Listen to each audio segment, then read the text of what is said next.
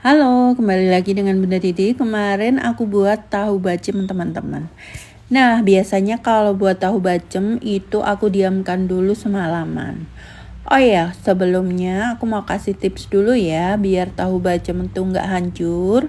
Itu kukus dulu selama 15 menitan.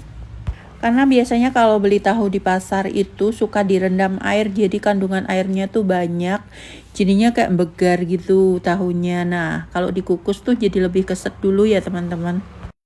Oh ya, kali ini aku bikin tahu bacem yang versi Jogja. Aku biasanya nggak pakai kecap kalau versi Jogja. Yang pakai kecap tuh yang tahu bacem basah yang versi Semarang. Selanjutnya tinggal masak sampai airnya menyusut sampai setengahnya. Nah, setelah setengahnya seperti ini kita diamkan dulu semalaman biar tambah meresap. Lalu panaskan kembali esok harinya, kemudian tinggal digoreng.